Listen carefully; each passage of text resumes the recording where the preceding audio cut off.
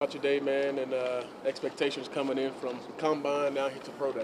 Yeah, just another opportunity to get in front of all these people, coaches, GM, scouts. Overall, I thought it was a good day. Thought all our guys came out here competed, which, y'all probably didn't expect anything less. So it was good. It was a good time. I think we all did well. Feelings and emotion of being back in here again, going through this process. Yeah, it felt like home. It was easy.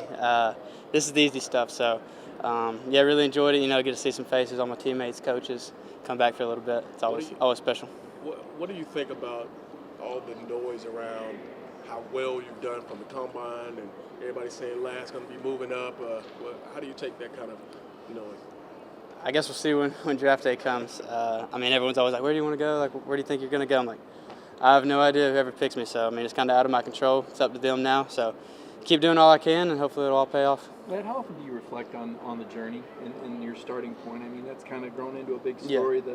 The guy that Kirby went and saw, a lot of other coaches past. I feel like it's kind of we're always going. So it's hard to sit back and think about it. But I guess at the combine, kind of really set in. It's like this is pretty cool. Not there yet, but it's just another step along the journey. You said this feels like home. What did the combine feel like? It was different because it was set up completely different, but I guess a familiar environment. Of all the conversations that you're having with the team so far, what do they want to know the most about you? Yeah, all of them been good, really. It's first they want to know if you know football, if you're smart, if you're intelligent, and then they just want to get to know you, really. That's the main thing. See what you're about, see what kind of person you are, what kind of teammate you are, if you're a leader, really just who you are as a person. So they've all been good, been solid, so I thought that's been good. Wherever you get drafted, wherever you go, what are they getting in Ladd McConkey? Shoot, someone's going to give them all they got, whether it's on the field, off the field, whatever I got to do, I'm going to do it to the best of my ability.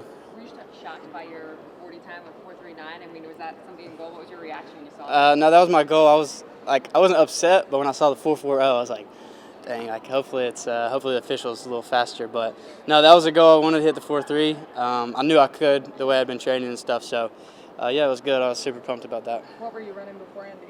What were you clocking out at? Well, it's kind of hard because we time our front 20s and back 20s. So you have your PRs on both of those, and I knew if I combined them, I could hit 4.3. So. Was it nice for Brock and Marius to give you the stage today? They did. Yeah, they just asked me. They was like, "We didn't get to see Brock." I was like, "Yeah, y'all see soon enough." So those boys will put on a show. So it'll probably be just as crowded as it was today when they go. Brock joked that he wanted to race you. He said he thought he could beat you. How fast is that guy, though? And I'm sure at times you've seen him. I think he made a lot of NIL money. So if he wants to put on, we can race. No, he's fast. I'm not gonna put numbers out there, but. Y'all see it. Y'all seen the GPSs he's clocked in the game, how he breaks away from corners, safeties. So I'm super excited to see what he runs, and I know he is too. He wanted to be out here more than anybody. So a lot of people talk about some of the things that you do well. What do you say is your best attribute as a receiver? As a receiver, I think I'm a guy that can kind of play anywhere and get the job done at all positions. I feel like I'm a great route runner. Kind of find the holes, whether it's man, zone. So really just a guy. That I guess they can move all around the field, play every down, and get the job done anywhere. Ladd asked Marcus the same question, but with you and him both heading out the room, two of the older guys, which guys are going to kind of step up as the leaders in that unit? Yeah, there's I was looking at practice and looking at all the receivers. I'm like, there's a lot of y'all that can go out there and play and play big ball. So. I don't know. I know there's going to be a bunch of them, so we'll see, I guess, as spring ball goes and fall camp. I feel like there'll be some guys that emerge as leaders, but definitely it's older guys that have been there and know what the standard is. I think they'll help the younger guys and the transfers that came in. You talked about NIL money. If you would have stayed, it would have probably been there for you, too. Is there ever a thought that we might stick around here and watch you decide I just felt like it was the right time to go.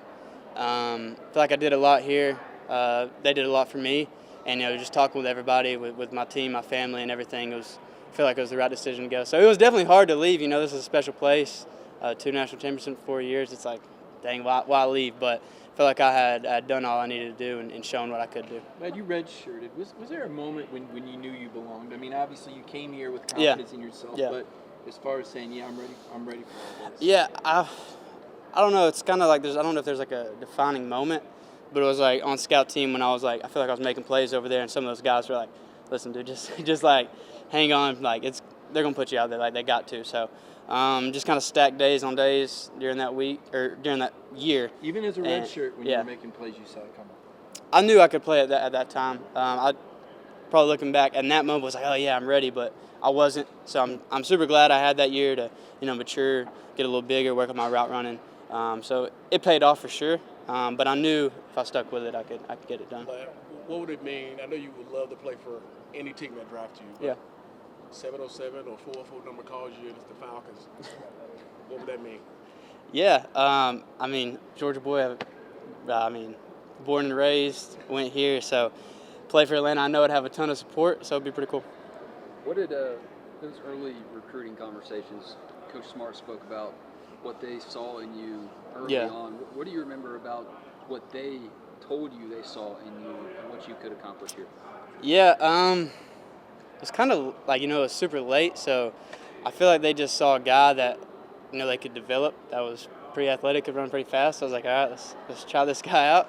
And then I feel like they knew I was a hard worker and I'd do whatever I could do to get on the field. I know you've put your own work in here at Georgia, but what about the framework about what Georgia is and how many guys they've already put in the league? What kind of feedback are you hearing from guys that have made it about how well prepared you can be? Yeah, I think Kamari said it is like Georgia has prepared him in every way possible, and that's what every other guy that comes back here and says. Like, dude, you're gonna be steps ahead. Like the schedule we do, like the discipline we have here, like everything we do at Georgia, I feel like sets us up for the next level. Some projections have you late first. Does it matter if you're early second, mid second, late first? Like, do you have a goal? I mean, obviously you want to go as high as possible. So high as possible to the route fit, I think is my saying and what we're going for. So I'll be super pumped wherever I land. This is a dream come true. So try to embrace it all, and I'm just going to enjoy every moment of it. What makes you feel ready for the NFL?